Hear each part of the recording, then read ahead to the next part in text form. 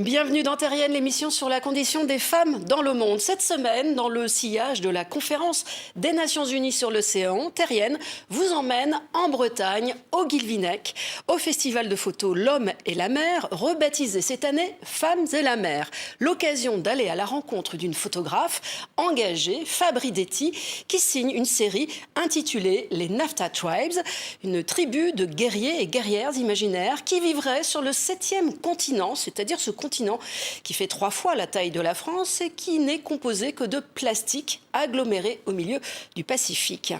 Je fais partie de cette génération qui a, entre guillemets, mis la planète dans un sale état parce que quand on était jeune, on n'était pas au courant. Moi, je suis née avec l'expansion du plastique, donc le plastique, c'était merveilleux. C'était, comme disait Roland Barthes dans les années 60, il disait « le plastique, c'est fantastique, le plastique est un miracle ». Bon, voilà, on n'a pas du tout mesuré les conséquences, on en produit chaque jour davantage. Dans 20 ans, il aura encore triplé. Enfin, c'est quelque chose qu'on n'arrive pas à maîtriser. Et je me suis dit, voilà, moi, qu'est-ce que je peux faire aujourd'hui pour mettre une petite graine, une petite goutte d'eau dans l'océan de tout ça. En les faisant poser comme ça un but de leur fierté avec ce plastique qui les mène à leur perte, en fait, il y a une espèce de petite prise de conscience qui doit s'opérer en se disant, tiens, finalement, moi aussi, je consomme tout ce plastique, moi aussi, j'en ai plein ma cave. Et qu'est-ce que je fais finalement pour changer mon mode de consommation ? Et l'artiste a choisi de mettre en lumière des femmes, des guerrières. Elle nous explique ce qu'elles représentent pour elle.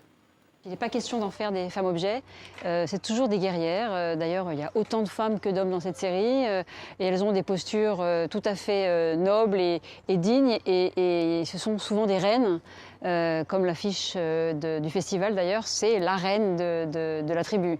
Et donc ces femmes-là que je mets en scène, elles ont cette attitude de femme très forte, qui pour moi est importante, d'ailleurs dans l'ensemble de toutes mes photographies. Cette jeune fille, elle est vêtue d'une frite de plage, accessoirisée avec des palmes et un petit gilet de sauvetage d'enfants avec un petit moule, et puis ce pagne un peu qui symbolise pour moi toute la consommation bas de gamme qu'on achète dans les magasins pour faire des fêtes, etc. et qu'on n'utilise qu'une fois et qui sont jetés derrière et qu'on pourrait très bien se passer parce qu'on pourrait très bien faire autrement.